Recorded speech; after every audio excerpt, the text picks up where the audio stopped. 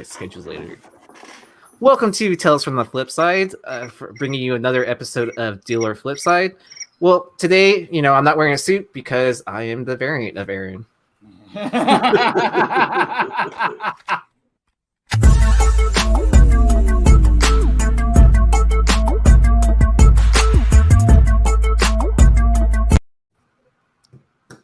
I had to make sure to catch Mercer not dancing and stuff like that. That do be rocking, man. That flip side be rocking. I know, right?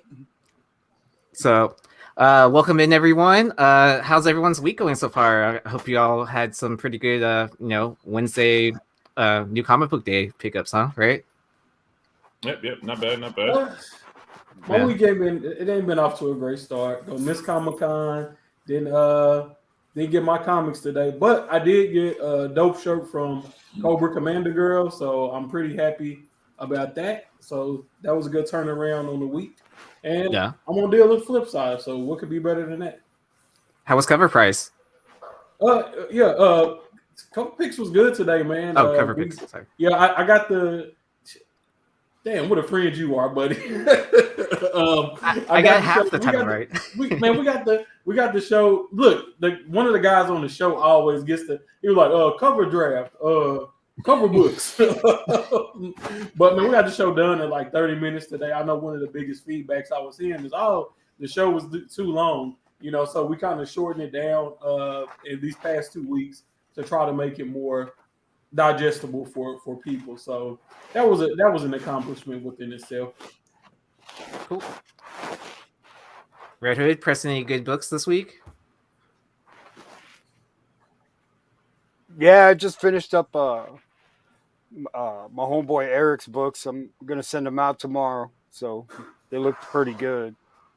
So yeah, finished up Chris's. Man, Chris had a lot of books. Thank you, Chris. But support. Can y'all hear I don't me? know. It feels like there's. Yeah, I don't know yet, Eric, if I'm gonna be going to Collecticon yet, because the following week is Baltimore Comic Con, and I'm for sure gonna be in Baltimore. So I'm still debating, half on the fence Eric. if That's I'm the one gonna I pressed his books. Okay, cool. Yeah, I pressed Eric's books for him. I got your books coming out to you, bro. Nice. And then, Chris, how's your week going? Going well. It's Chris Colbert, a.k.a. the Profiteer, a.k.a. the Dirty Flipper, a.k.a. Speculator Don Dada, a.k.a. Mr. Make Mine Marvel, a.k.a. the Count of Monte Flipstone, and a.k.a. Big Papa Pumpkin Dump. Got to do the intro every single time. So, just living the dream, selling books. Fingers crossed, I got something potentially very big on its way back. A lob and a prayer on a CPR book. So hopefully, I'll be doing either a quick unboxing on the channel, or maybe I'll just pull it out and show it on next week's Dealer Flipside, or either the top 10 list. But if it works out, then I'm gonna either double the value of this book potentially. So cool. And then this week, during my lunch break, I actually stopped by a Bedrock City to try to pick up the Selena comic, but the location I went to by my work was sold out, or not really sold out. Like all the copies they had there were already paid for, and the customers were there to pick it up. And so I was like, crap, like I missed out on that. I probably should have pre-ordered. And then I was like, let me call this other location that no one goes to that's close to my house and see if they have any. So I called them, and then they're like, yeah, we have them. I was like, can you hold me one copy till the end of the day? Like I can make it in time. And then, picked one up. And they also had the Stan Sakai Deadpool #3, 1 in 25 still on the shelf. I was like, how do you still have this book? Like, so I was like, gotta love shops like that. Yeah. So, and it's a well-known shop, but it's just like slightly outside of the city. So that's probably what it is. But I mean, I'm not gonna complain, especially since I pick up a bunch of second prints that are worth money for cover price all the time. Absolutely. Yeah. What does the Selena comic look like? Let me go grab it real quick before we get started. Yeah, I'm really interested in that. Was only available? It's just a picture of her.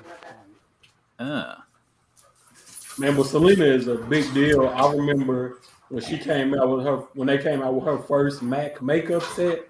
Man, that thing was going for like 4 or 5 times freaking MSRP. Oh, So the funny part about this is they were out of the English copies, and they had 2 different versions, and this is the Spanish version. So this copy is actually going to Lucy. Yeah. Up in my room. Because anything for Selena. Anything for Selena. Yep. Mm-hmm. All right. So before we start, I guess I just want to run down of how the game is played. So we have 2 books up for comparison, and the panel will choose which book they would pick at that price point, and then I will choose 2 people on the panel to discuss the books. And yeah, so let's go ahead and get the game started.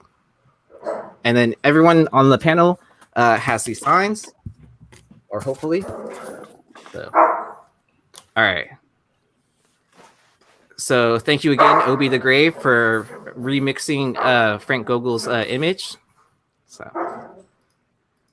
all right. So for first comparison, we have Spider-Man. Oh, and I want to give a big shout out to TG9000 for helping me out by making some selections for some books this week. So this week we have Spider-Man number 2, issue number 1 at a CGC 9.8, which is the first appearance of Evil Miles Morales, versus New Mutants number 26, which is the first full appearance of Legion. That sold for 122 at a 9.8. All right. So on the count of 3, or hold up your sign for Spider-Man 2, number 1 for the Flipside logo, or the Legion with the Modern Playbook logo. 3, 2, 1. And it looks like Red Hood is. Oh, never mind. Let's go with Chris. Let's go with Chris and Carter. All right, so I guess I'll go first because I am the underdog here. So I chose the New Mutants 26, first appearance of Legion, which is one of those classic 80s Sinkovich covers. So realistically, the logic is Miles is probably coming to the MCU sooner than later with, all right, spoilers, this is a speculation show. Y'all know what happened in Venom. So it opens up the door for all kinds of weird multiversal screwballiness to happen going forward. So potentially seeing Miles could happen sooner than we even expected. At the same time, seeing an evil Miles, that might take a little bit longer. On the flip side of that, yeah, Legion's already technically had his day in the sun with having his own series. He's still somewhat of a old school fan favorite. He was responsible for the events of causing the Age of Apocalypse. So in both of these situations, we're talking about characters that are going to be, if they ever decide to get around to them in the MCU, Evil Miles or Legion are both going to be deeper cuts. I think there's just probably a lot more of these Spider-Man 2 first appearance of Evil Miles floating around out there than there are high-grade copies of that Legion book. Like, that was definitely, in a run of New Mutant comics where people weren't necessarily taking care of them. Yeah, there are quite a few of them out there, but most of them were in dollar bins for a long time, not bagged and boarded, not taken care of.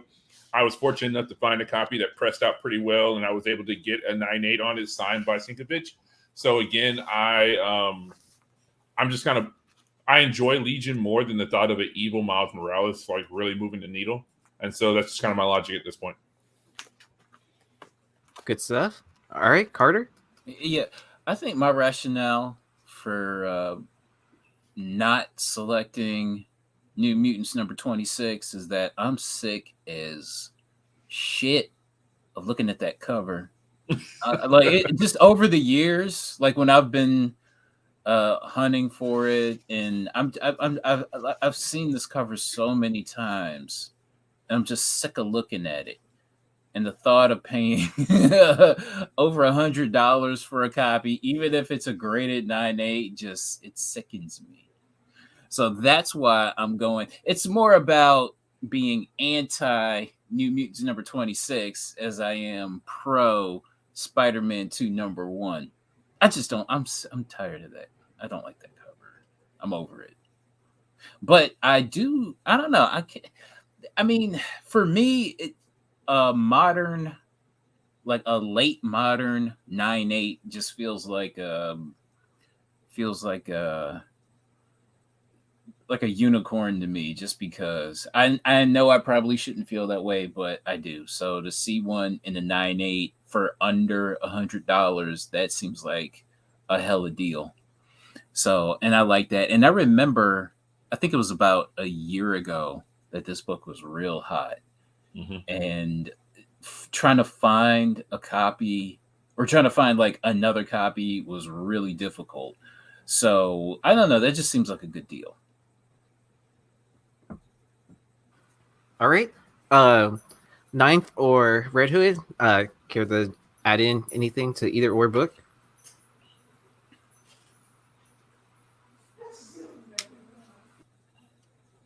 I'm good. I think Chris and Mercer not handled this one perfectly. They said all that could really be said. Red Hood? Nah, I just I'd take the Miles book all day long. It's like, didn't they come out with the show Legion, and that show sucked? Like, Actually, the show did pretty well. The first season was good. I love the first season. The first season was really good. The following 2 seasons, like it kind of like you could see the decline of the show, and it was just like kind of like, do I care? No. Yeah. Also, it was one of the, like, in its defense, it went into, I want to say, season 2 and 3 around the time of them finalizing the acquisition of Fox by Disney. So a lot of that stuff that was happening, I mean, shit, like they lucked out because they straight up just like, you know, treated like a redheaded stepchild, the New Mutants actual like movie. Oh, yeah, that's true. So yeah, like, at that point you knew that Disney was not in the business of keeping any of these Fox properties going in their current incarnation. So they did what they were going to do with it. It still managed to like get nominated for, I think, a couple Emmys. I don't think it won anything, but it was weird and it was different, and it was still like good as far as like, I mean, FX was putting out solid content, and they don't really miss. So it was still worth watching for at least the first 2 seasons. The third season but they knew they were ending it, so people weren't trying to give their 100% effort. So it is what it is. And Miles Morales. I was going to say Miles Morales is Academy Award winner, bro. Well, Miles, and then, it's not even Miles. Yeah, and then I can't complain about having Aubrey Plaza in Legion. That was pretty amazing. Also true. Yeah. Let's see what the audience thinks. I will end the poll. It looks like 67% chose Spider-Man 2 issue number 1. All right. Let's go on to our next set of books. So we have Hawkeye number 1, CGC 9.8, first Kate Bishop solo series that's sold for $218. Versus a Hawkeye number 11, CGC 9.8, that sold for $195. All right, so if you're wanting the Hawkeye solo series, hold up the Flipside logo. If you're digging the Lucky the Pizza Dog solo story, hold up the Modern Playbook symbol. 3, 2, 1.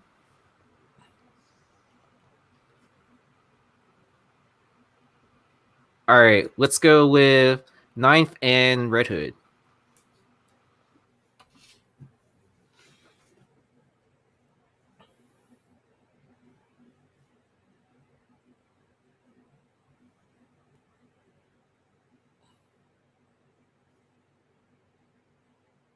You gonna say something, Hood? You're muted. Uh-oh. Yeah, I'm sorry, guys. This Yeah. shit is lagging, dude. Uh, what did I pick? I picked the first one. So, like, I think her first solo series. I think, the cover. I think it's just going to continue to go up. Uh, you got a story about the first. It's the first. It's a solo story about a dog. Uh, you know, haven't even seen Pizza Dog in action. I don't know.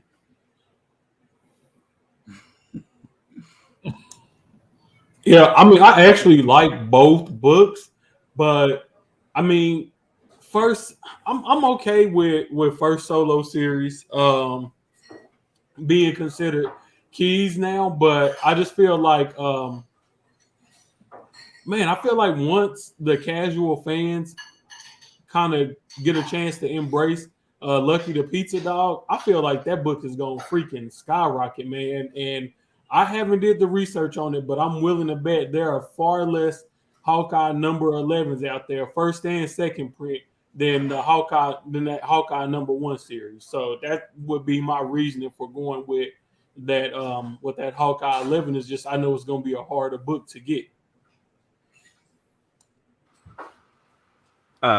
Yeah, one thing I do want to say is that I've recently started reading the Matt Fraction run of Hawkeye, just to see, like, you know, what people are saying on content channels, like, is it accurate and stuff like that.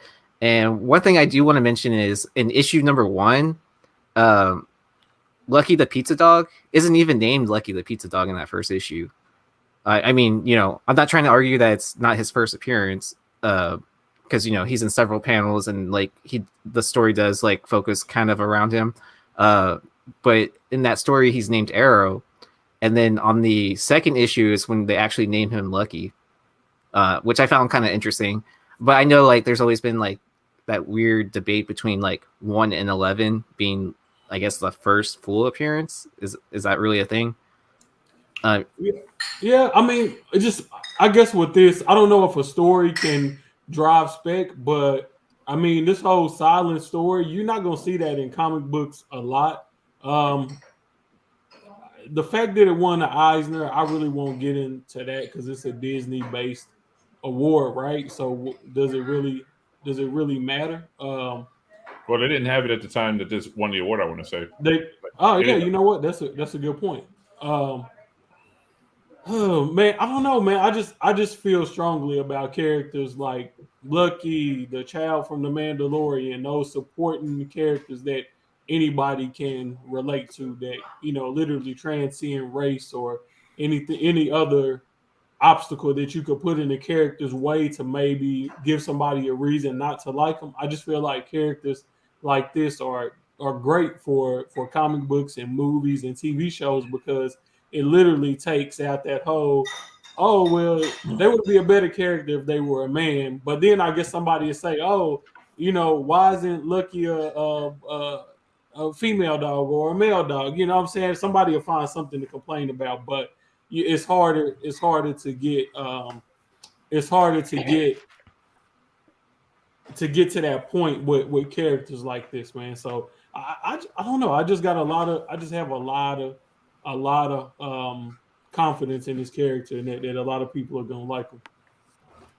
King of the Golden State, quit yelling at me. And then also, I couldn't find any recent CGC sellings of a second print, because that's what I was actually going to aim for to like compare pricing. But there hasn't been any sold recently.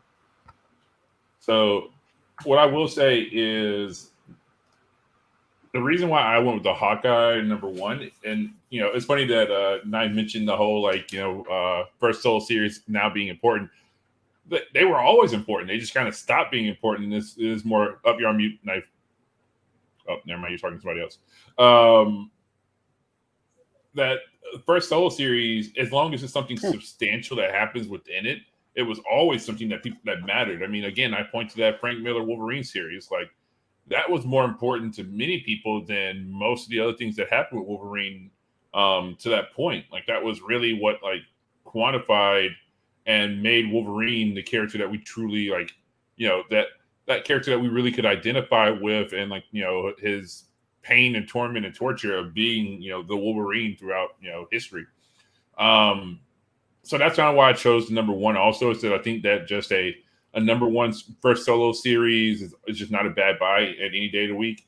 I worry about that Hawkeye 11 because of the fact that we saw this type of pet love, surge before people speculating on how important the pet was going to be, and then the book's not being worth anything. Case in point, that Captain Marvel number 8 first Goose / Flurkin appearance, like, those were also $200 books leading into Captain Marvel, and now you can get them joints for like $50. So again, people love dogs, but how much of a plot can you really contrive around? I mean, if they do this episode where it's completely from the point of view of the dog and it's a silent book or a silent episode, I just don't see that being enough to keep people interested in this. I think people are buying, because FOMO, spec, oh, lucky piece of dog's there. I mean, shout out to Nico with that spec, but I don't see it being long-term spec. That's just my opinion. Yeah, that's a good point, bro. I'm gonna have to agree with you on that. I didn't really think about that part of it. And then I don't think they can do a silent episode, man. I think the casuals would immediately tune out to that, man. I don't think you could do that on TV, even though I mean, what's the name? It will make more sense, but I just guess with the stories that Marvel tries to tell, I don't think they have enough time to dedicate a whole episode to. True. Like I could see like maybe like a 5-10 minute section of an episode, as long as it has a good score of music. Yeah. And it's Disney, so they have all the high paid musicians like under their paychecks or whatever. I will say that we have seen in modern times, we have seen a completely silent episode, with the exception of the first minute, like the first 2 minutes, and the last like minute or 2 minutes on TV that actually won an Emmy because of like what they were able to do in a completely silent episode, and that's Buffy the Vampire Slayer, the Hush episode. So again, to answer JJ's question real quick, so we were talking about issue 11 being the silent issue because there's no words in it, and it's from the perspective of Lucky the pizza dog, and so we're kind of like speculating of how it would work in the series of Hawkeye. Yeah. So again, like, it has been done before, and it was actually an award-winning episode of television when they did it. But I do see Ninth Point of that was a show that had 22 episodes in the season during its time, and this is a show that's probably going to have 8. So burning an entire episode to do a silent one, we'll see. It would be cool if they pull it off. I mean, I would be impressed, and again, it would probably win some awards if it was done well.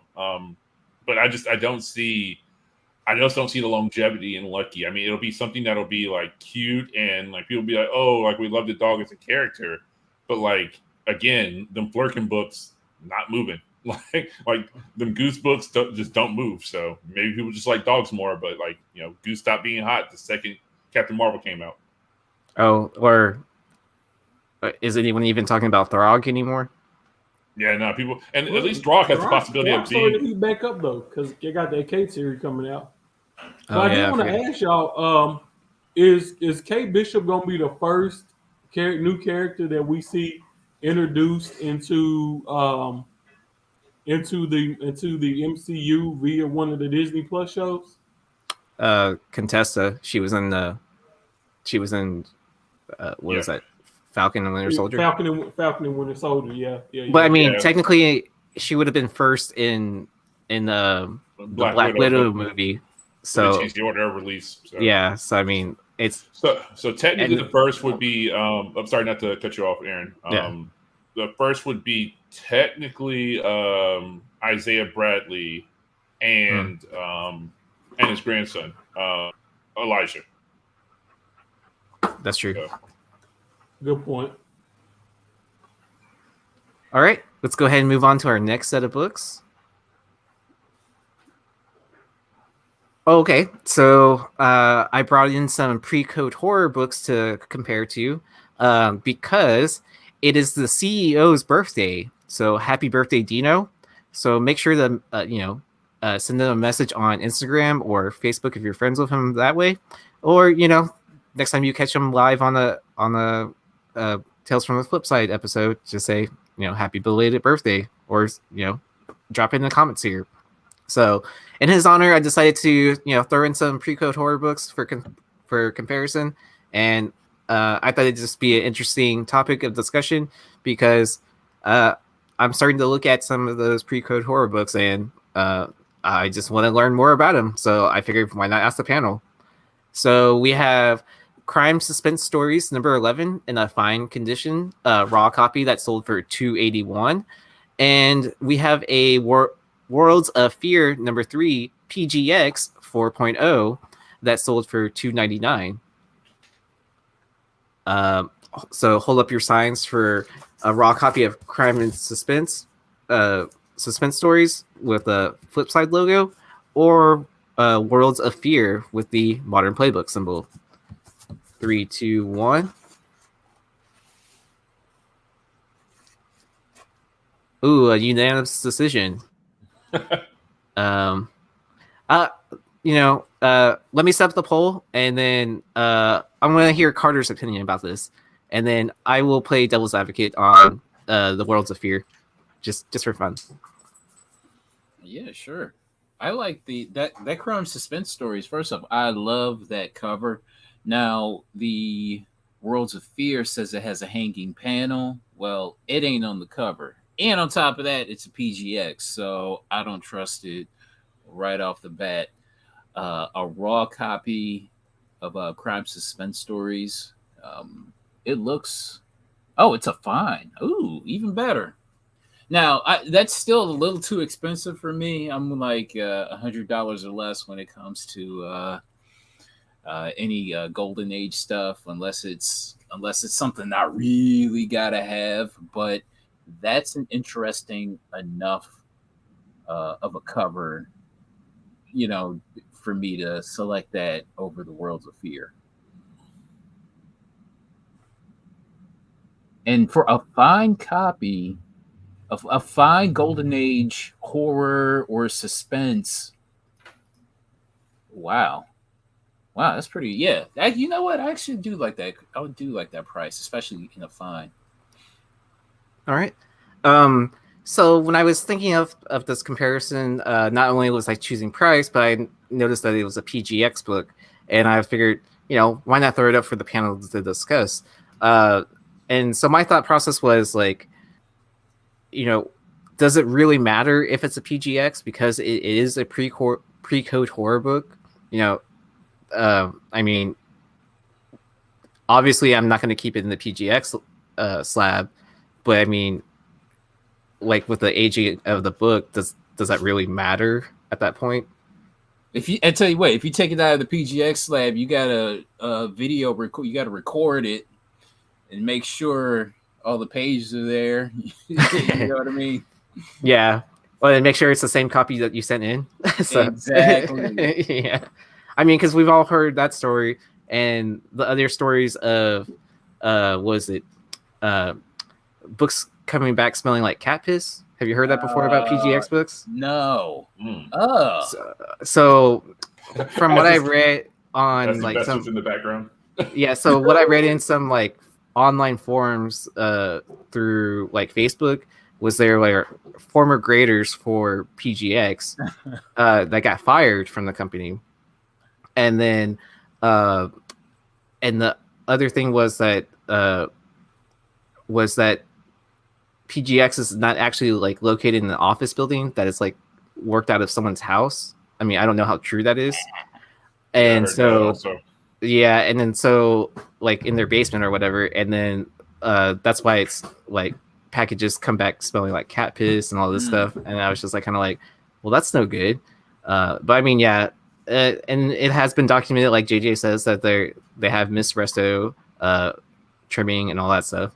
I'm still trying to find the video that I saw like years ago of the guy opening up cracking open the PGX Ninja Turtles #1 that was supposed to be a first print, Mm. and he cracks it out, and it's a third.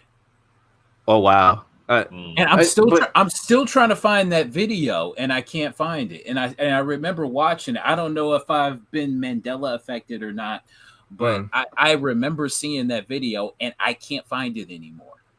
Well, I mean, I've heard other grading companies. I'm not going to say which specific ones, but they've had that happen to them also.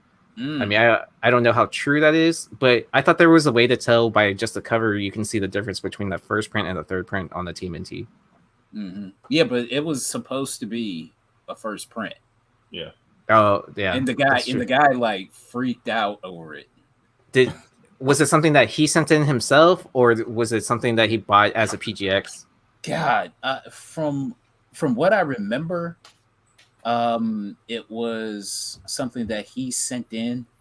Oh wow! I guess he was maybe doing some sort of an experiment. Oh, but, just to see how they grade it, and yeah. But this was a long time ago when I saw this video. But yeah, I think I remember hearing about that story too. Yeah, so I'll say one more thing I'll say about the Crime Suspense 11 is if you are if this does grade out to actually, even if it's like a fine minus, the last fine minus sold CGC for $400 in May of last year. So with your grading costs for pressing and cleaning, you're up about 120, 150 depending on who does your pressing and cleaning. Yeah, I think what that, I mean, it's just them crime suspense story like covers are just like amazing. Like they are some of the best in the pre-code horror game came out of that series. So you're always going to have a buyer for those. Even people who are casuals in the pre-code horror like myself. Like if I see one of them books, I'm always contemplating, is it time for me to pull the trigger on some pre-code horror, because I know I'll always have a buyer for it. That World of Fear just doesn't have, it isn't quite like the look that I think, a casual would be into. And also that PGX is going to scare a lot of people away. Yeah, that makes sense. Some good tips here. So, all right, let's move on to our second set of books. Actually, let me end the poll real quick.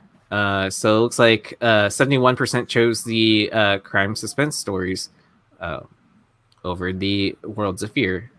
So I'll be buying this PGX book with Josh Allen. We'll be fighting over it. So we have a Black Cat mystery number 44, CGC 2.5, that sold for $257.78, versus a Web of Mystery number 17 that sold for $265. All right, so for the Black Cat book, hold up the Flipside logo, and for the Web of Mystery, hold up the Modern Playbook symbol. 3, 2, 1.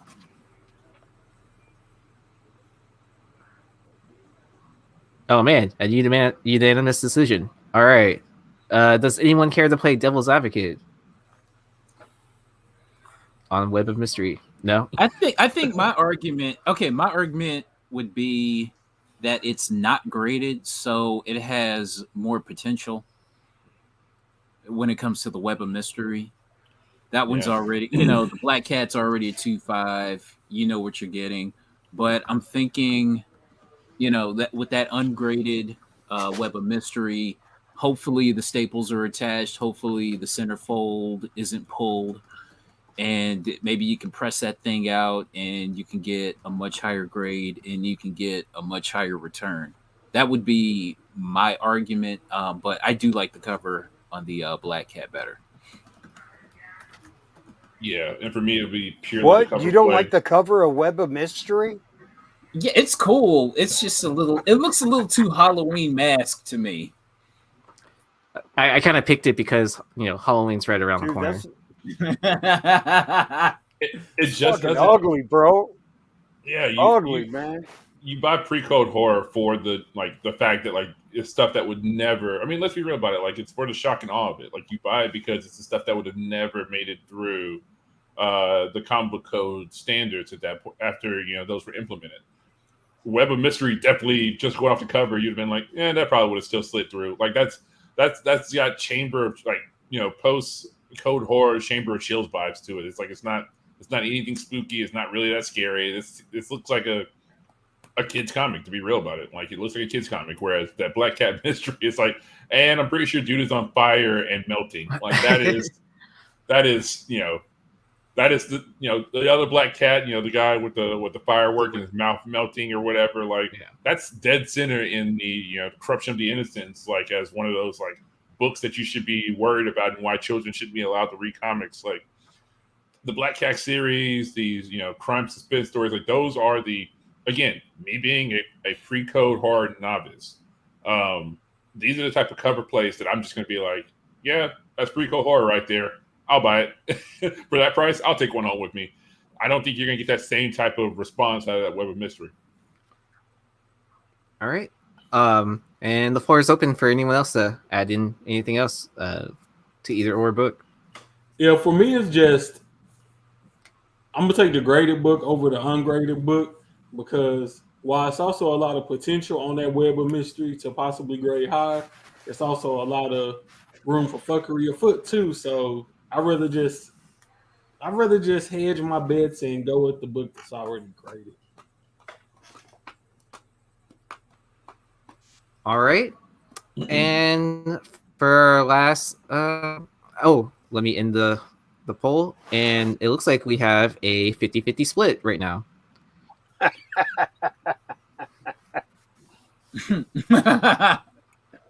All right. And here's our last. We messing with you today, Aaron. And then behind your back. Well, here's our last horror, book, Care Bears, Strange Tales 11. Oh wait, that's Dino's face on there. When did Dino get a cover?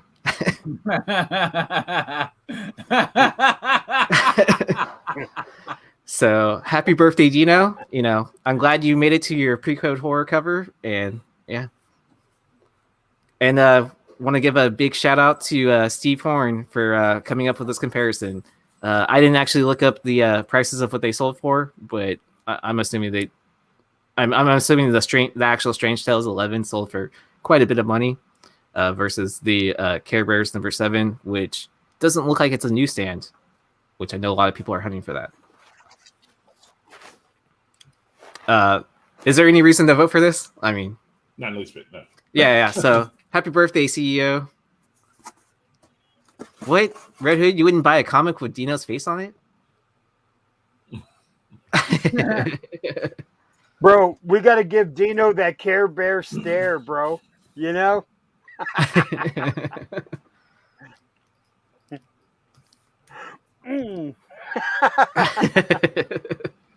Alrighty. Well, happy birthday again. And make sure to wish him a happy birthday. All right. So I want to give a big shout out again for TG9000 for giving me a lot of comparisons because I was running short on time, running to a comic shop before this and getting busy at work. But we have a Marvel Premiere number 1, CGC 8.5 that sold for $653 versus a New Mutants 98 CBCS 9.6 that sold for $570. So the first appearance of him, hold up the Modern Playbook symbol. Hold up the Flipside logo. For the first appearance of Deadpool, hold up the Modern Playbook symbol. 3, 2, 1.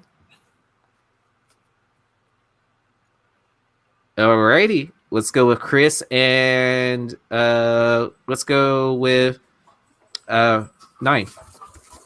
All right. Well, I'll pop it off because again, I'm the underdog in this scenario.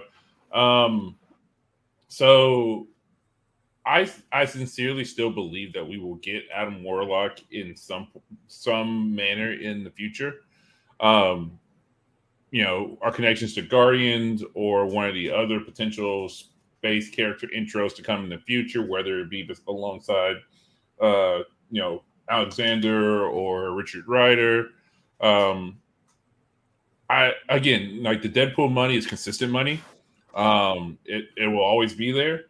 I think in a book that is extremely prevalent, going with I mean, again, no offense to CBCS, but we just know what the market is.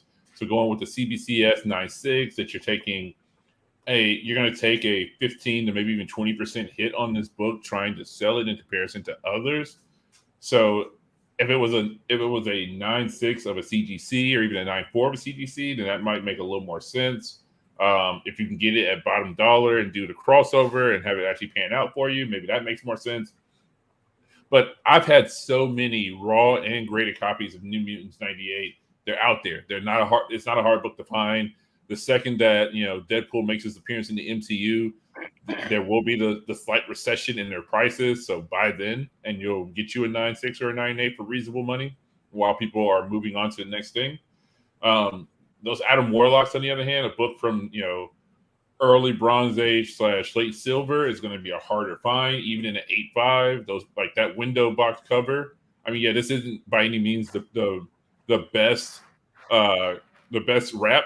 It's got a lot of white on the edge of it, but still, the Marvel premieres those window box covers are hard to get in high grade because of the fact that you would get color rub all over that black, because that black is overlaid on top of the image. So you have the base image of the yellow on the top, and then or the base image of the black, and then they overlay the yellow for the writing, and that shit will rub off in a heartbeat.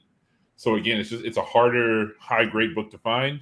They were still at a time where we weren't taking good care of books. It's the first appearance of a character that is still due to get there. That's been teased, but we just haven't gotten around to him because of what went down with James Gunn and the delays on Guardians of the Galaxy 3.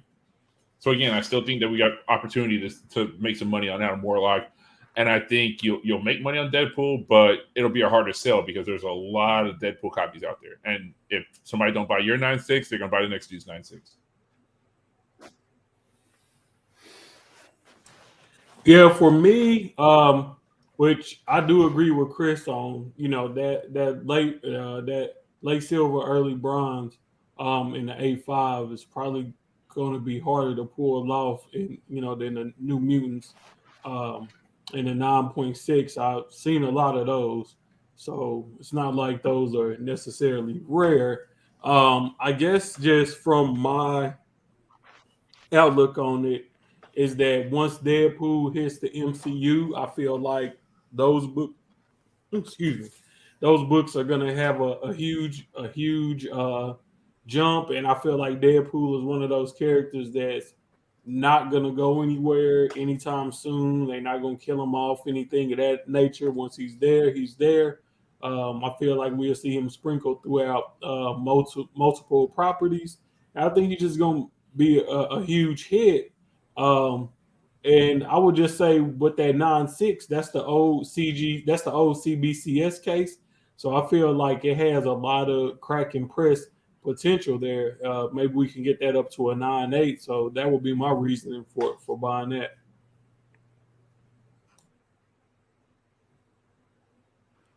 Yeah, I mean, it's definitely in that middle or second gen label for CBCS. So I definitely think if you want to get top dollar for CBCS, you would definitely need to, at least reholder it to the newer slab.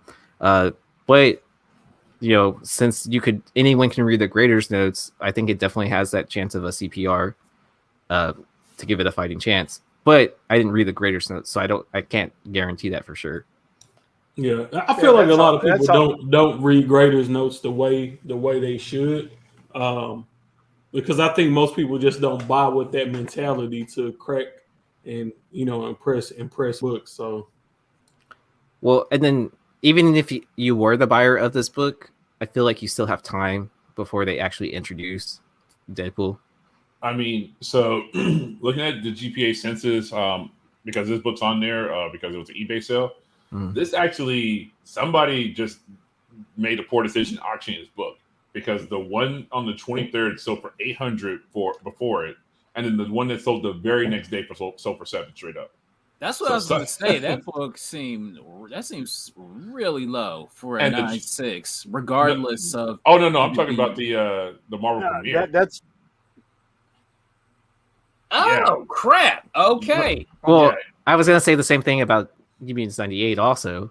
Yeah. So both of them are underpriced. Yeah. I mean, so the 90-day average on Marvel Premiere at 8.5 is $700. The last sale was $700. So 708 for the last 90 days, $700 for the last sale.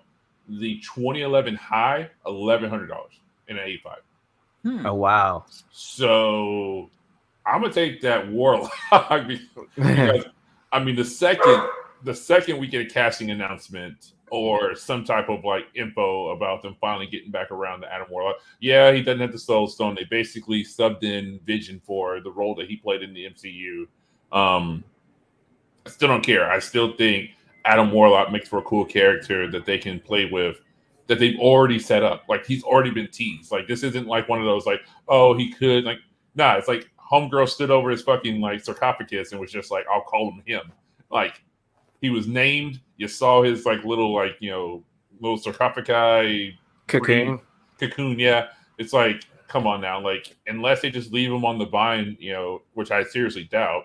James Gunn is just not one to do that. He may not necessarily show up in Guardians of the Galaxy 3, but you know, we know Feige's a big fan of Richard Wright or of Nova. There's a lot of opportunity to you know, slide him into future space stories, any type of future space Captain Marvel stories if they decide to go back solo with her at any point in time. Like we kind of just abandoned, other than the Guardians and Thor, we kind of, you know, abandoned the whole space thing. I mean, there's Secret Wars, there's the Skrull, you know, there's Secret Invasion, there's the Skrull stuff. I mean, we still need kind of an answer of what the hell, like what's the remnants of the Nova Corps, and you know. So again, I just think that space segment of Marvel has a lot of opportunity. And don't get me wrong, I am a Deadpool fan. I think his book will do gangbusters when that MCU appearance happens. But that Deadpool well is not one that you can go to often. Right. Like, especially in the MCU. Yeah, and then our poll, 75% of the audience chose the New Mutants '98. Oh, I mean, Well, Yeah. because of the possibility of getting that book to a 9.8 is pretty. You've got a Pretty good enticing. Yeah. You've got a good chance. I mean, I've pressed a bunch of 9.6s to 9.8s. I mean, there's some people in the chat that I took their 9.6 to a 9.8. So, I mean, like Adam Warlock, is that his first appearance? well, so it's the first time that he's referred to as Adam Warlock. Okay. But his first appearance as him is in an early Fantastic, or like in the Thor. 65, 67? yeah, Something like that? Fantastic Four, like in that 60s range. And so you have him as him, you have him as Adam Warlock, you have the Cocoon itself, like he's definitely one of those originators of the muddied like first appearance. But even still, like as I always say, a rising tide lifts all ships. When that announcement comes, what do we see happen with Riri? What do we see happen with any other character, with Kamala? Like any character's got a contested first appearance, people just buy all the books. So it's not like it's not the days of, oh, you bought the wrong book anymore. It's that you may not have the top dollar for the book you bought, but you'll be able to make profit off of your book because all the books will rise in value. I mean, Kate Bishop, case in point, all the books are worth money now. Riri's another example of that. Yeah. Yeah.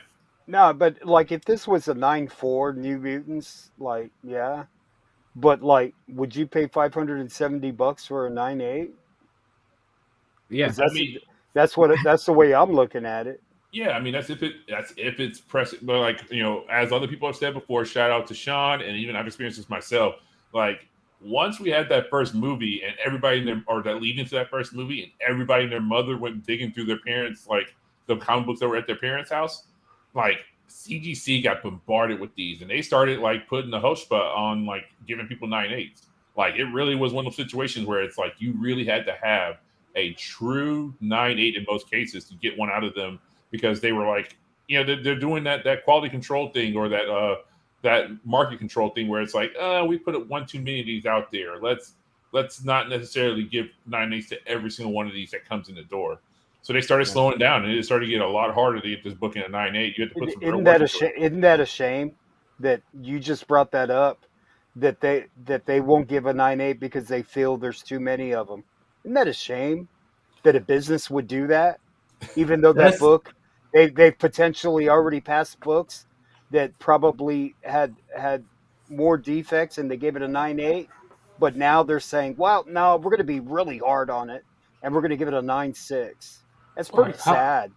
how is that accurate grading if they just say, "Oh, well, we're getting too many of these on the census. Let's go ahead and Well, get at a 9.6." Well, I let's save this conversation for tomorrow when we No, because you guys already got me worked up, man. No, I'm just well, playing. we're almost like an hour in, and then I'm just we're playing. only like not I'm even just like teasing you, Aaron. all right. all right, yeah, let's keep it pushing so we can finish in a reasonable amount of time. Woo! Yeah. All right. So we have Daredevil Volume 2, number 111, the Aja variant, or Aha. I can't remember which one's the correct one. I think it's Aha, right? Aja. Whatever. Sold for 1,500 versus a Amazing Spider-Man number 210 newsstand edition that sold for 1,300. So for the Daredevil 111, hold up the Flipside logo. For the Amazing Spider-Man 210, hold up the Modern Playbook symbol. If this ain't unanimous, I don't know what is wrong with this. 3, 2, 1. Wow. Okay. All right, so we're going with Chris, and let's go with Red Hood. All right, so I'll pop this off. What? Like, okay, leave somebody else. Like, So half and half. Yep. Like, I get it. Like, she's about to make her appearance in Hawkeye. Who knows? Like, how long she's gonna stick around for? Yeah, like even all that Madam Web speculation aside, like this is a newsstand, what 80s or late 70s? Yeah, late 70s comics. So again, just a little bit harder to find in a 9.8 white pages newsstand. I mean, come on, first appearance of Madam Web. Madam Web will probably get introduced or leveraged in Into the Spider-Verse 2. It only makes sense to start establishing more of a method to the madness of the multiverse in the Spider-Man stories, and introducing the Weavers and all that good stuff, and potentially Moreland. Yeah, if you're going for the short money and you're just trying to get something that you can turn and burn, Lady Bullseye all day. I don't think because again with these Disney Plus series, they're introducing Echo. Oh no, sorry. Lady Bullseye is not going to be in Hawkeye. She's in Hit Monkey. Hit Monkey. So yeah, now we're specking on cartoon characters on Hulu. Yeah, I don't see that being like, this ain't Invincible. I'm just being real about it. It ain't Invincible, and we all hope that it will be. And shout out to Tom Feaster, who did an amazing job with the artwork for Hit Monkey. But this ain't Invincible, and I just don't think it's going to, like, how many of y'all actually have access to Hulu to watch this show? So that's a problem.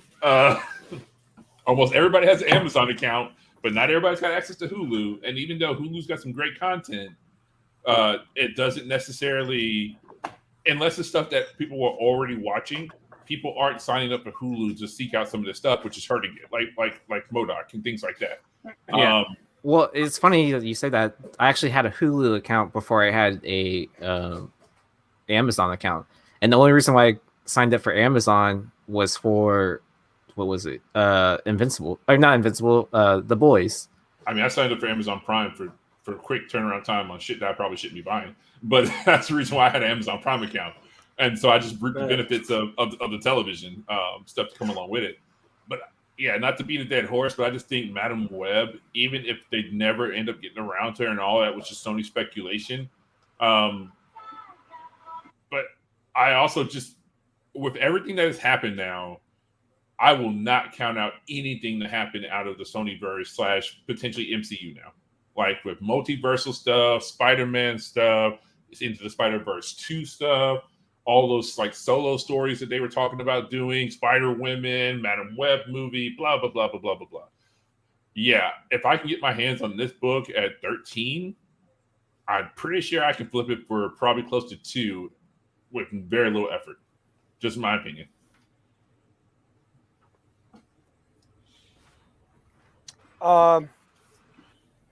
Man, that's a badass cover. The Daredevil Volume 2. I mean, like, how many are on the census, dude? Let me look it up There's real quickly. 198 in the census. I already looked it up. There's 198, and there's only 6 total graded copies of that book. I'm interested to see how many. What was the print run on that variant? I mean, I think that's the only 9.8, the one that sold. What year did that book come out? Let's see. I mean, Aja is getting a lot of heat because of, I mean, people are going back and just appreciating all of his covers. Now, like, Chris, you got a great point. That 9.8 Amazing Spider-Man, I mean, that's liquid. I mean, that's a smart thing to do. Go back and buy early Spider-Man 9.8 white pages. I mean, but there's something about that cover that, like, this is where you're going to have other collectors on the other side of the spectrum collecting niche things like this, scarce variants like that. So, I mean, that's a thing. I mean, but like, it's 2 different collectors, so it's very hard to kind of. Me personally, I would go with the top one, and I would go with the bottom one. Like, I would want both. Like, so it's kind of tough to. It's 2 different. Like, it's almost like, how am I feeling that day? Am I feeling like vintage, and because Spidey's my guy, and like, like, I got a 9.6 in that Amazing 210. I would kind of want a 9.8, but I see that Aja variant, and it's cool as shit, man. And the minute it popped on there, I said, man, I haven't seen that book. I know, I feel you. The minute it came up, Yeah, I mean, I want to say that we talked about Daredevil 111 like maybe a few months ago. I want to say it was Dollar that had it nominated on the Prospect 10 list. Yeah. Also, I want to respond to Josh Allen's comment about that was a good pick. The newsstands. So I'm not going at it from the approach, and I never with newsstands go from the approach of rarity. I mean, that does play a factor in the later years, like when you start getting into the 90s and the early 2000s about newsstands. My thing with newsstands is always the fact that I got majority, like, newsstands don't impress me because of rarity, because most of the comics that I owned as a child were newsstands because I bought them not from comic book shops, but from gas stations and things of that nature on road trips with my family.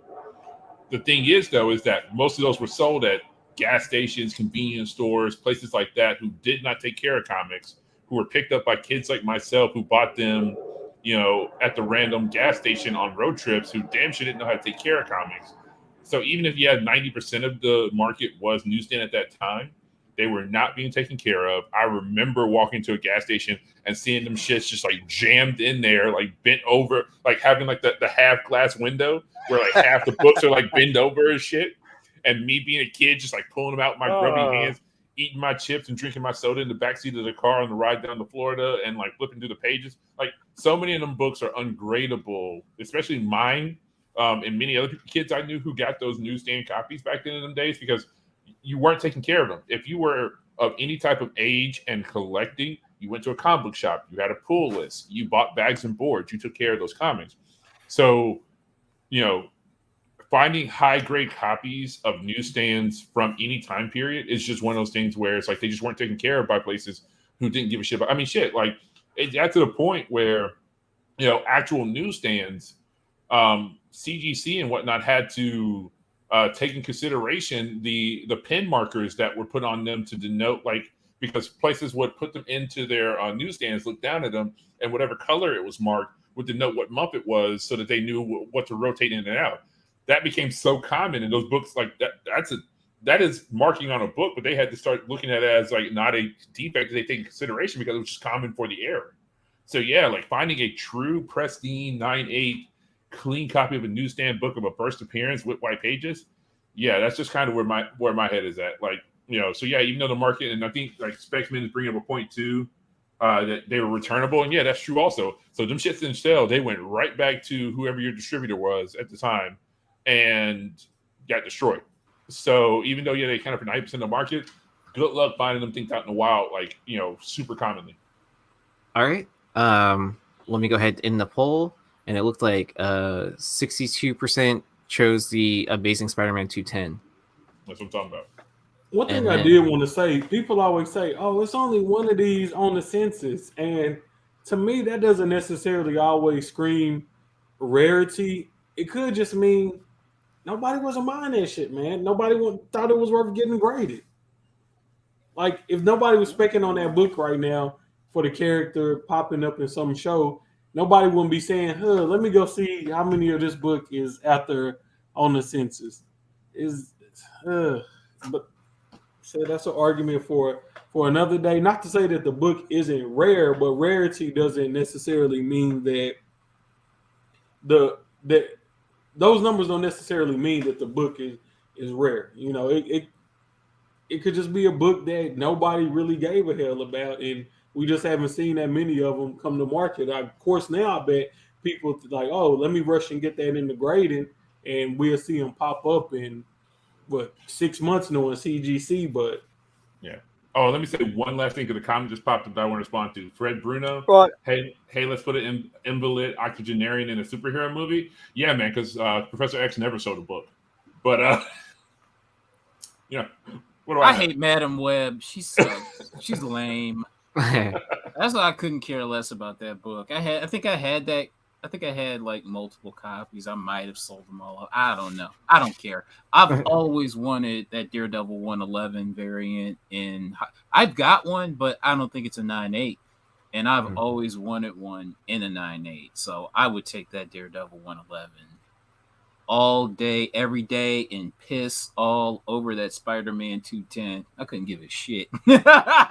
Well, I hate that book. Well, I mean, Look, the cool. stupid. She blind as fuck. Can't move. Man, fuck that bitch. And she's not blind. Well, the coolest thing. The coolest thing about Madam Web, though. no, can I say something? Yeah, go for it. No, that book just looks expensive, bro. Look at it. It just looks expensive. I mean, it looks like a piece of art, I mean, like, and that's why I'm saying it's two different collectors. Like, I mean, Chris has got a great point. Like, if you're smart, you stack up on like 9.8s like this of Amazing Spider-Man. But you're also going to have that other collector that they're both liquid. Like, you can move both. And yeah, Ninth's got a point.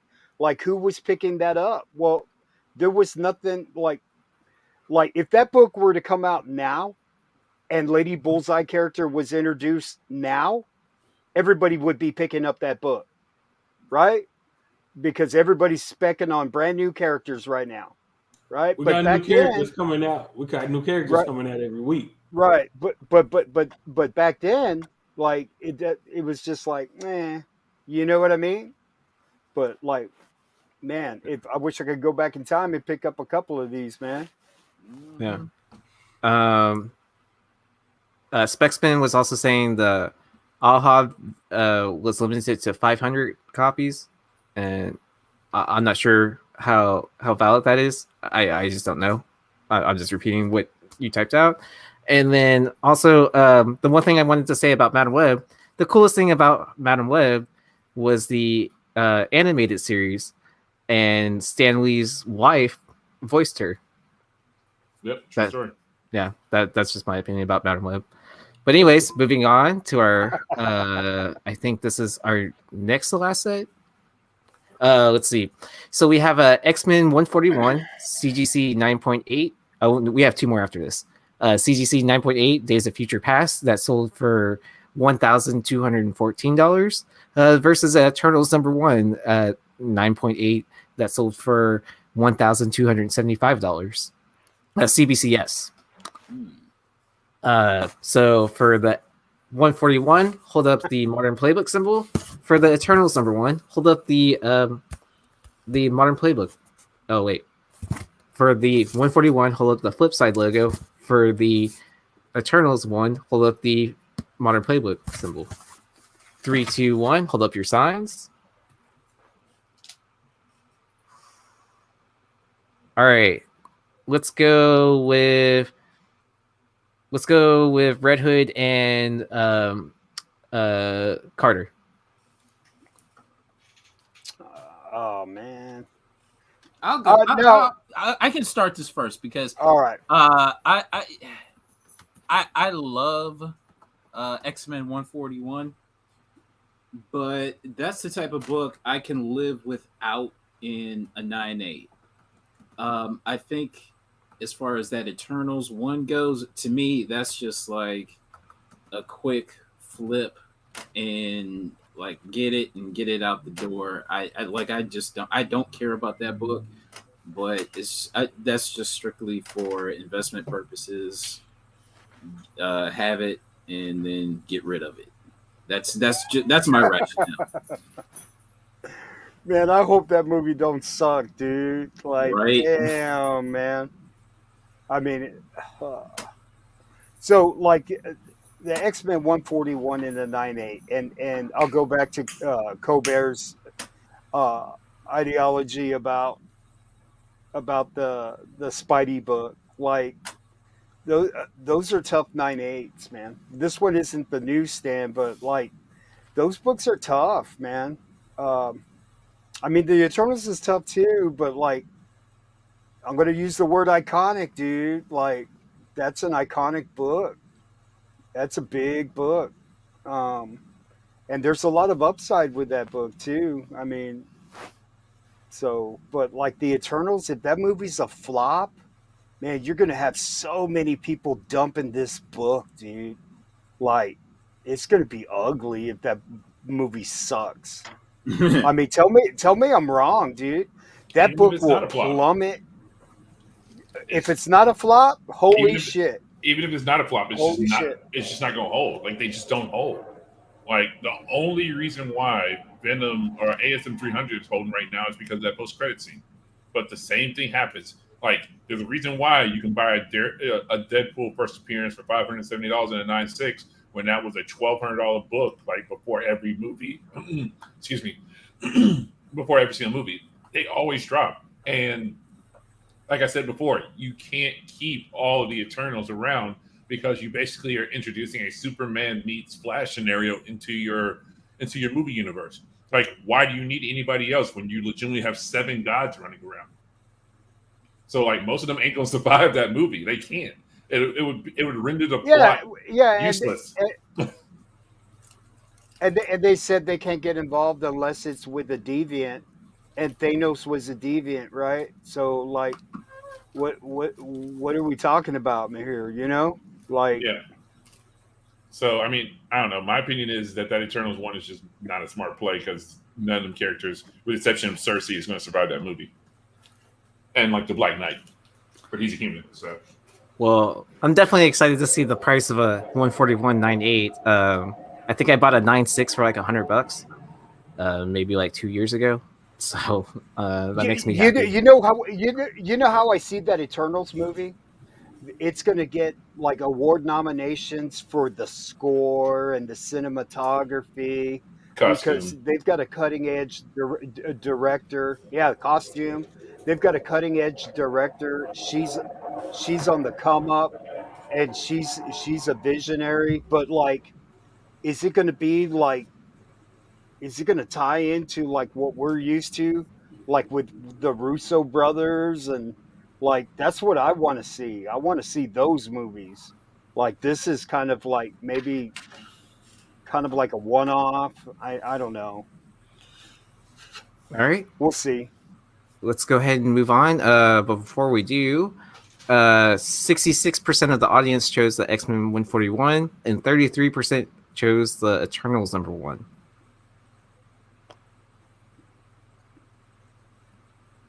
All right, so my main man Mercenat down there made this comparison. I'll let you go ahead and introduce him. Okay, our favorite DC plant-based characters going head to head So we got a Batman number 181 CGC 5.0 for $14.81 versus House of Secrets number 92 CGC 5.0 for $1,500. Let the motherfucking game begin. Okay, so Modern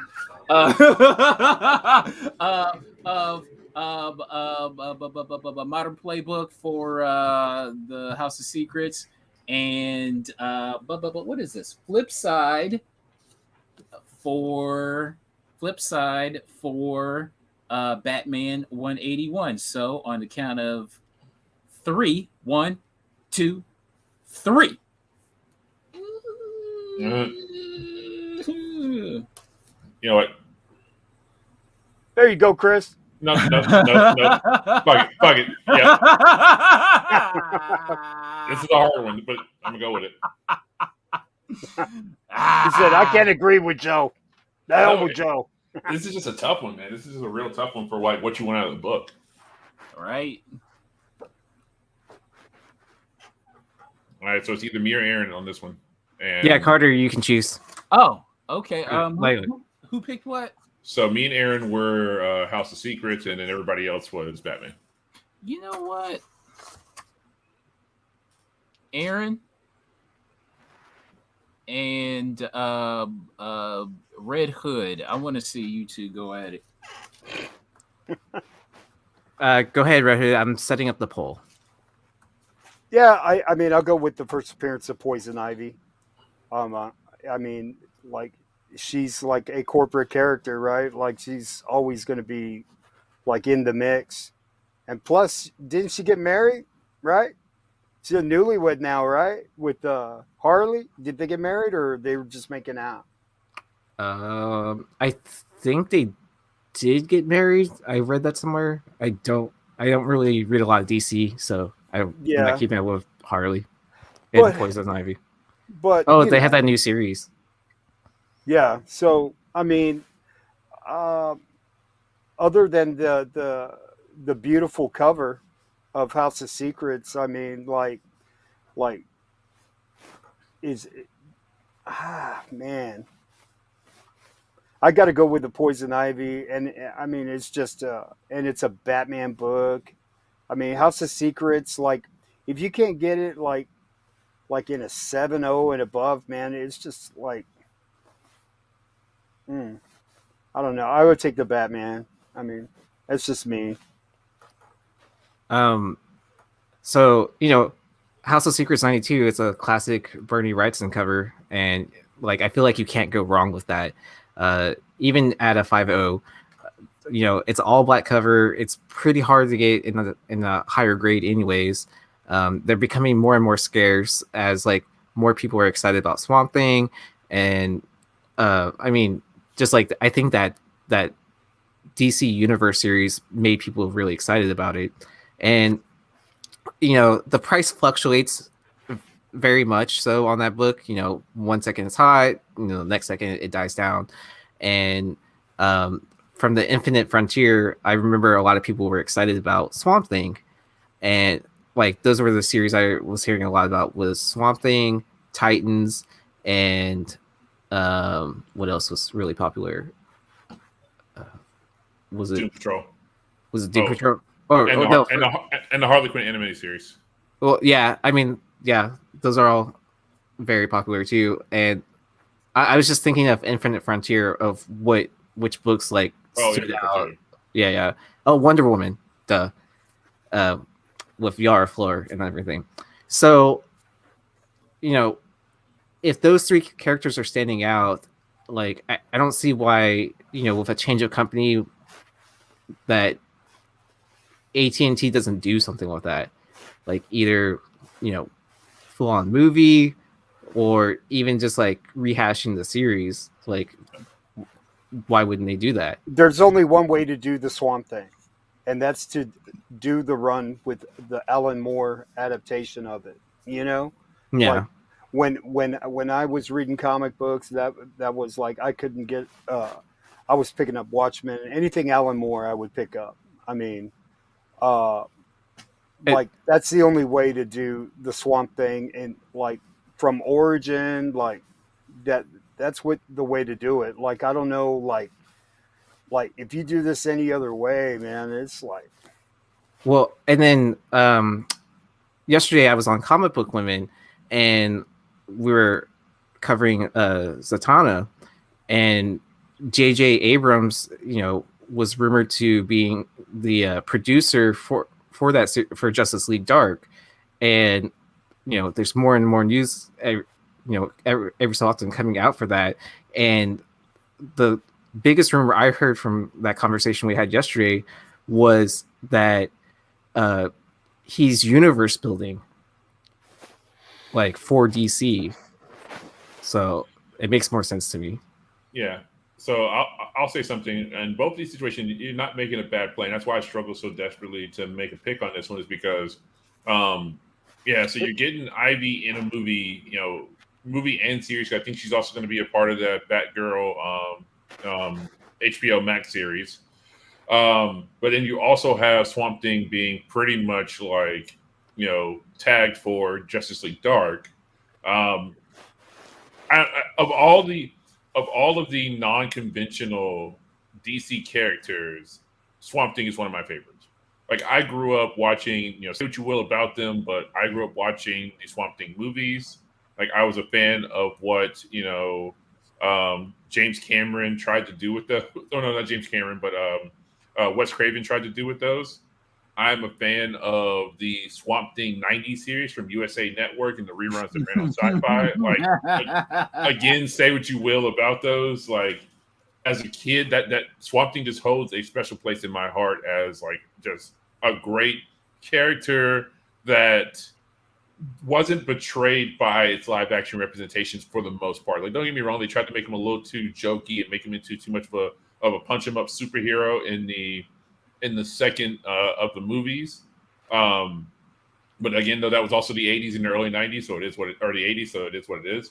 But like the way the character was being represented more so in that first live action series on USA was this tragic character, and the comic books were very lock and step with what was happening there.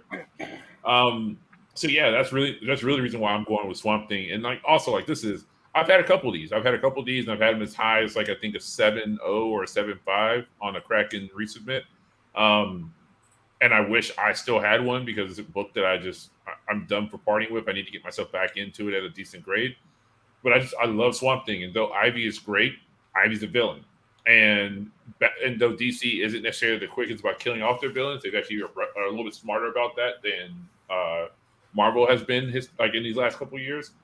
I just don't see Ivy moving the needle long term, like Swamp Thing has the potential to have done properly. Because like that series on Disney on sci-fi DC Universe was really good. It was just poor. Like they had already made the decision that they were going to put all their eggs in the HBO Max basket, and so they could only bring over a handful of shows from DC Universe, and so it got basically killed and turned into a miniseries before it even released because they just didn't think it was going to resonate with people. But there were nothing but stellar reviews that came out about that. Like it was a good series. Like Swamp Thing is one of those characters that like it doesn't take a lot of effort to do him well, and like it's just let the stories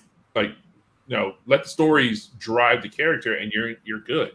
Ivy on the other hand she's cool, but we've seen Ivy done in Gotham and multiple different iterations on Gotham. Ivy's in Harley Quinn, the animated series. Ivy's going to be in live action again. It's just they keep trying, they keep reinventing her as a character. She's now like more closely in the comics. Last time I checked, she was more in line with a Swamp Thing than she is with her like eco-terrorist kind of like play that they had with her historically. I just don't think they know what to do with Ivy long term. It's I think the biggest issue. Chris, you know the biggest thing is like here like, and I am sort of like backtracking a little bit, but like if Swamp Thing never pans out, like you still have an impeccable cover drawn by Bernie Wrightson that probably will stand the test of time. True story. And it's been homaged many times. Like if for cover to cover, like there is like no comparison. I mean, Yeah. the Batman is campy. I mean, it looks like somebody who's at a cosplay, at a con, compared to the Mona Lisa type of artwork, on the bottom. But like, if Swamp Thing never amounts to anything, it's just shit. That book will still hold up, right? Am I wrong? No, you're Yeah. very much so true. It has become one of those staples of comic book collecting at this point. Yeah. And then at a 5.0, I'd be afraid of the pinup missing. Oh, that's true. Yeah. That's true. I mean, I don't know if that's a thing where you can take a ding and still get a blue label. Well, No, does it- absolutely not. It'd be No. It'd be Yeah. incomplete. Yeah, it'd be Yeah. green. It'd be a Yeah. green label. Yeah, Okay. you're going to be Green green or label. you're going to be a 0.5, one or the other. But Okay. you won't be a 5.0 at missing the center or missing that pinup. Okay. I wasn't sure. the Batman 181. That book is very, very, very much undervalued. It's a Silver Age book, and in Poison Ivy, regardless of all the crappy iterations on screen, she is a premier Batman villain, and she's and like she and I mentioned the screen iterations. She's had multiple, so which means that producers like using her. You know what I mean? So, Oh, yeah. and she will forever Be used in future used. iterations. Yes. Yeah. Yes, Yeah. this book is very, very much undervalued. Yeah. Uma Thurman, bro. Yeah, I was gonna say I'm gonna get Uma Thurman to sign a copy of Batman 181. Just Uma joking. Thurman, bro. Mama. Yeah, I'm not that, like the cover. Yeah, it is campy, but she's on the cover though. Yeah, Yeah. true. She's front, I'll give you that. she's front and center. And again, it's a Silver Age book, and this book, and when you think of like premier Batman villains, a lot of their first appearances are very much out of reach, and this one still is. And on top of that, this character is kind of in the comics. She's hitched her wagon to Harley Quinn, so they're kind of like yin and yang at this point, and why not? If you have the first appearance of Harley Quinn, why not go after this and have them have both slabs going like this? You know what I'm saying? And I refer to you back to our first episode, or no, wait, was it our second episode or our first episode of when we were going live for the final thoughts? So That's awesome, check it out on the dude. rewind. All right. Let's go ahead and move on to, I think this is our last set. Yep. So I came up with one on the fly because we always have to have a set of books that are over like 2K, right? Or just in general, like approaching that 5K mark. So how about a Spider-Man #1 CGC Platinum Edition, 9.8, selling for $4,500, versus a Captain Marvel #17 second print that sold for $4,800. All right. For the Platinum Edition, which was a retailer thank you, show the Modern Playbook symbol. For the first arm appearance of Captain Kamala Khan, show the Modern Playbook symbol. 3, 2, 1.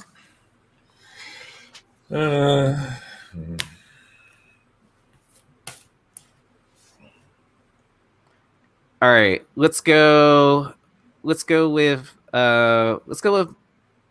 Mercer and Ninth. Okay, I went with the Captain Marvel 17 just because I don't understand, and it's difficult to wade through the many Spider-Man #1 variants. I don't understand them, and I kind of don't care. So because I see that platinum, and I'm just like, gives a shit? So that's why I went with Captain Marvel 17. For me, it's more thinking about long term. Spider-Man isn't going anywhere. Kamala Khan, we could get her, and people could absolutely hate her as a character. We don't know. Or Marvel could just get bored with that character and move on to something else or create something else. But there will always be a Spider-Man, and people will always spend stupid amounts of money on Spider-Man books for absolutely no reason at all. Plus, even though He don't like second prints, bro. Come on. hold on. This is a second print that I would buy because it fits the criteria.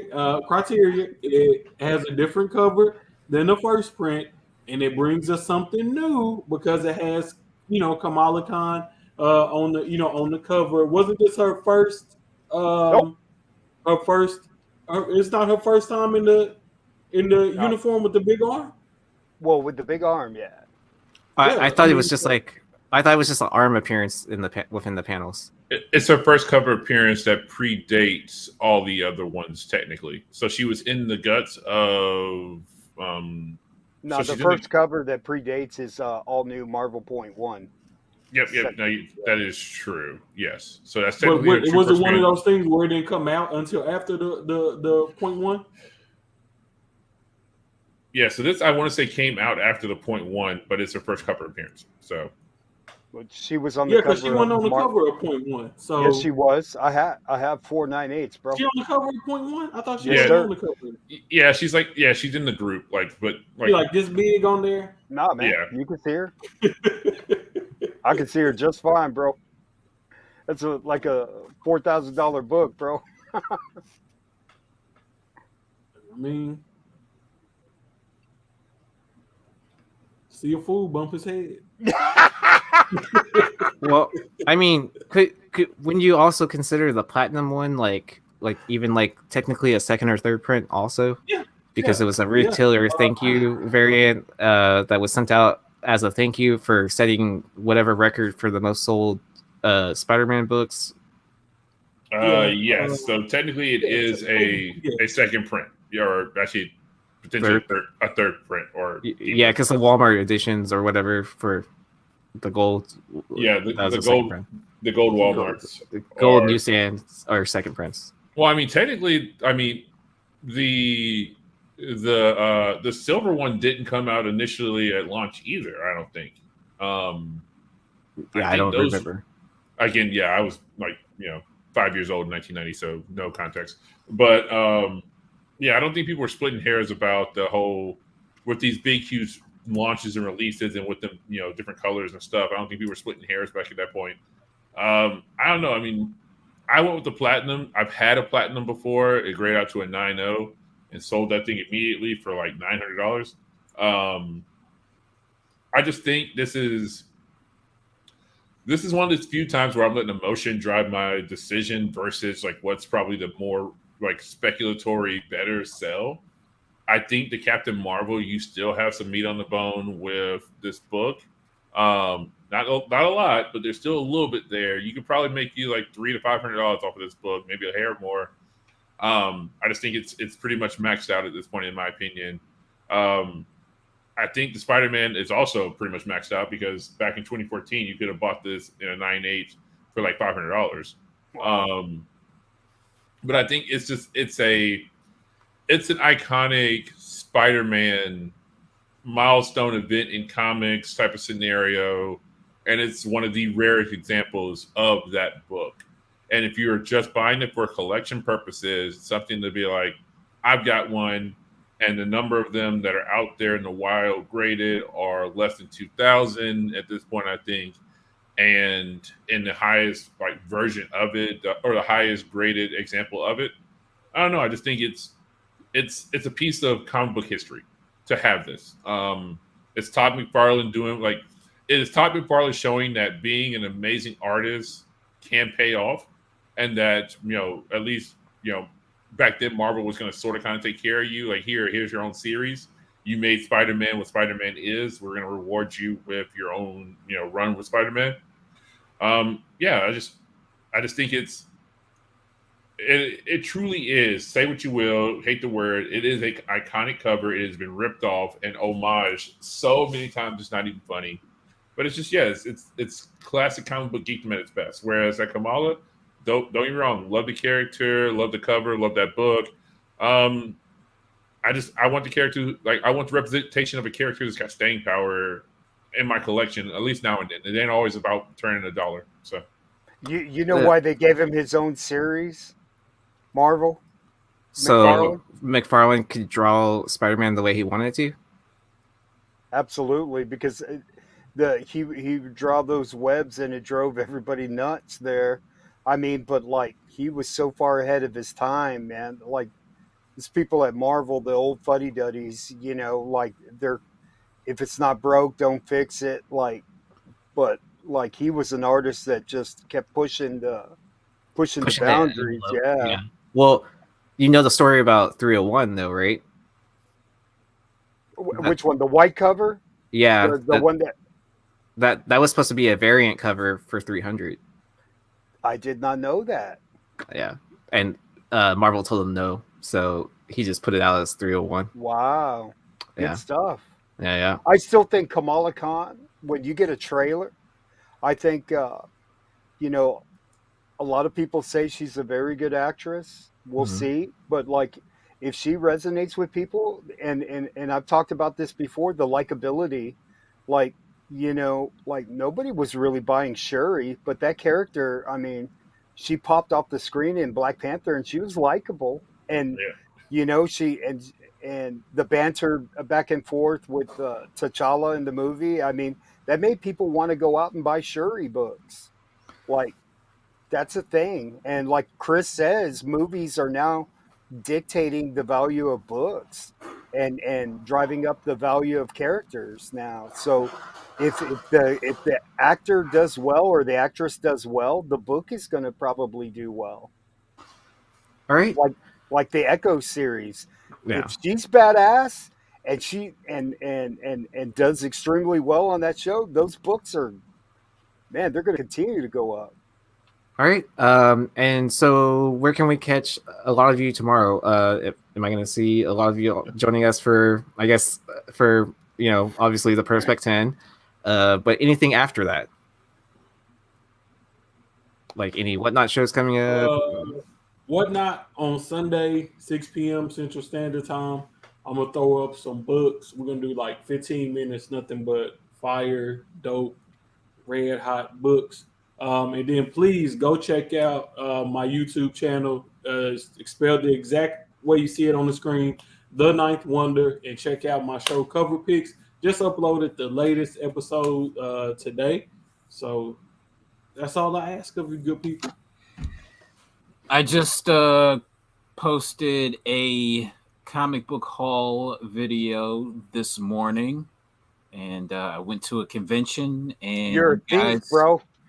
You're a thief. And you guys get to see how I did. Yeah.